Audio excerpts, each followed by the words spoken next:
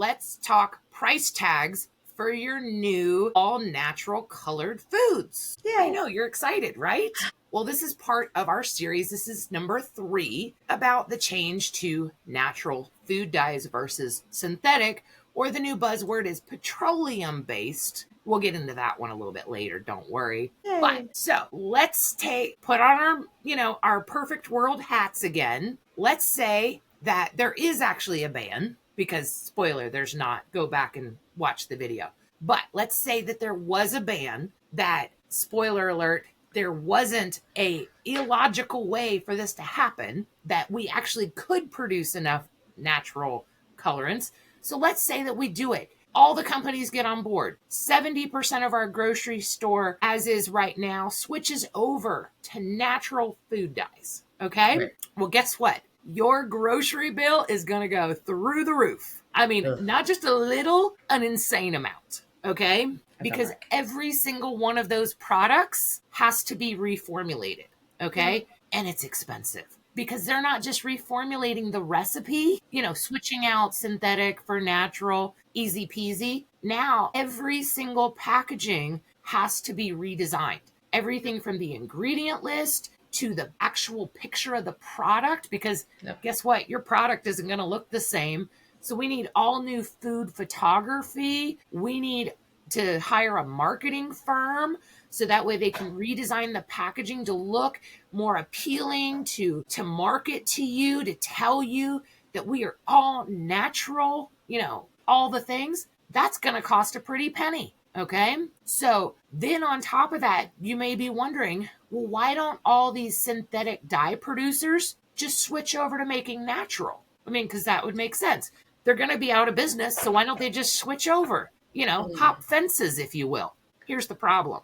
Okay. It's completely different processes to make natural dyes. Okay. It takes completely different equipment. So say, your synthetic dye producer has that brilliant idea. I'm going to get into the natural dye business. Well, basically, he's got to go out and buy a whole new factory, whole new equipment.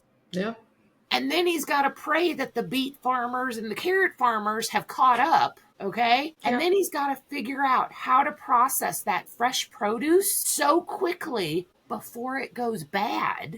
So he's got to need a whole bunch of cold storage. Yeah. And then he's got to have all the laborers to come do that.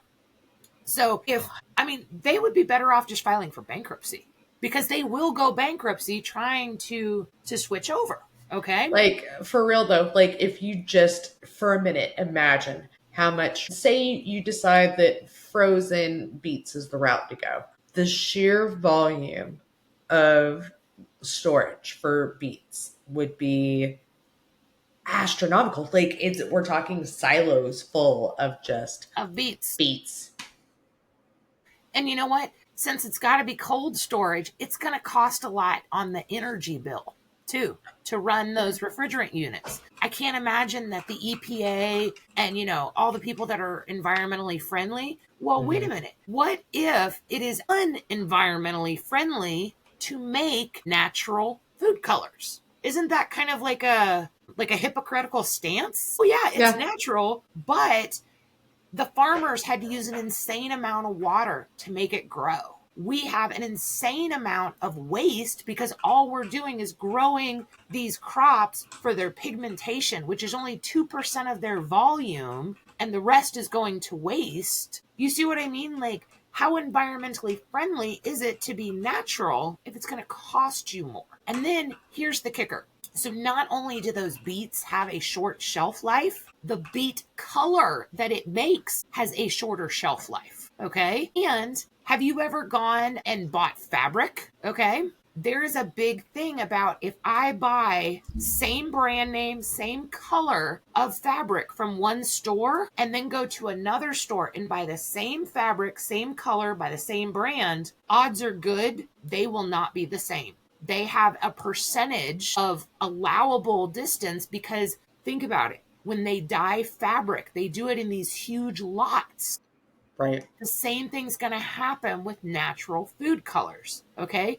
You're going to have batches and dye lots, which means that if I pick out my Trix cereal from a Walmart in Georgia, and then I go to Albertsons in California and buy Trix, the 2 boxes could be completely different colors and not, you know what I mean? Like they could be noticeably different. Well, the whole point of having industrialized food processes is that no matter where you are, you get the same product, the same taste, the same everything. So we're actually going to take a step back. Well, and when you mention taste, it, it reminds me that depending on where things are grown can actually affect the flavor of them. So you could have, the beets is an easy one because they're hardier. And actually I looked and they store for a while, but you'd actually use more water that way. Like that's the interesting thing, is it would actually consume more water, which is a commodity in its own, depending on where you are. So regardless, depending on where you grow your beets can affect the flavor of them. So like if you've got beets that are grown on the West Coast and the watering systems are a little bit different there, or down here where the mineral levels are higher in the water, you're looking at different changes and cycle changes in your food. And so like, because of the coloring, there's no homogenization that can occur from that standard because you can't standardize water sources. Exactly. And just think about the last time that you opened up a watermelon, okay? It wasn't the exact same color as the next watermelon. They were all slightly different depending on where in the field they were. The shade. I mean, there's so many factors of color in fruits and vegetables. Right. But it's not just the shelf life of what it is before it becomes a natural food dye. It's also the shelf life afterwards. Yeah. Because natural food dyes are not as stable as synthetic dyes.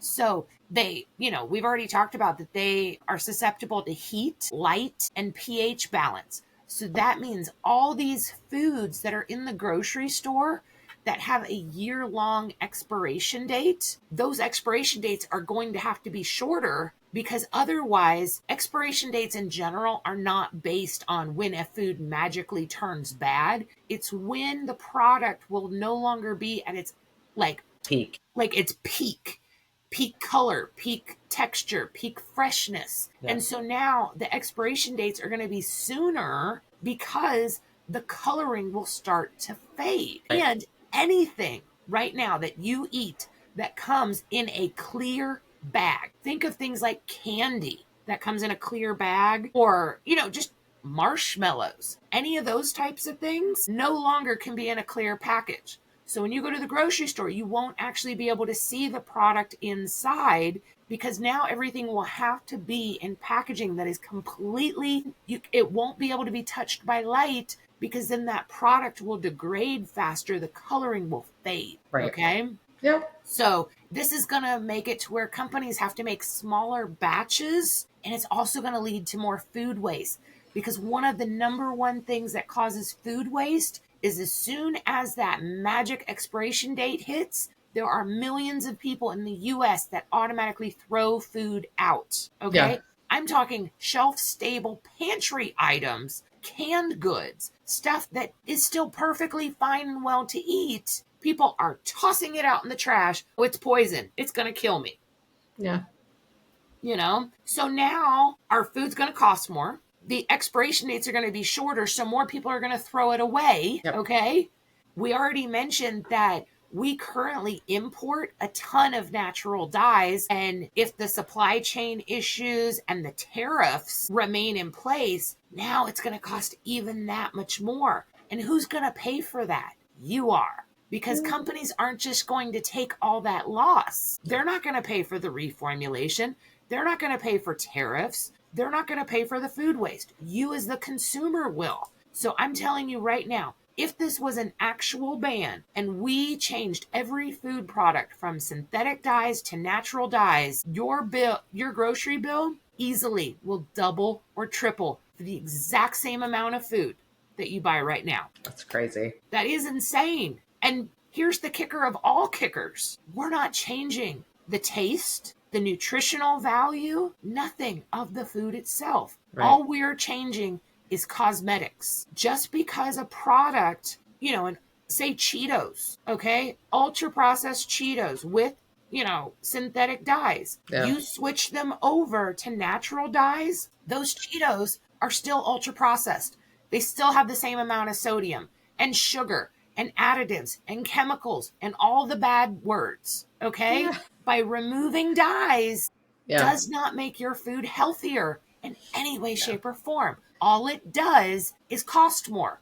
And if you don't truly understand that, go check your chip aisle. Look at the Simply Cheetos compared to regular Cheetos. And that right there, that's the difference. You're looking at anywhere from 20 to 25% more expensive just by using the natural dyes. Now, let us know down below. Are you prepared to spend 20 to 25% more and possibly even higher than that on the natural food colors in your food? Did you even think about that? Did you even think that it was a possibility that the price tag on your food is going to go up a lot?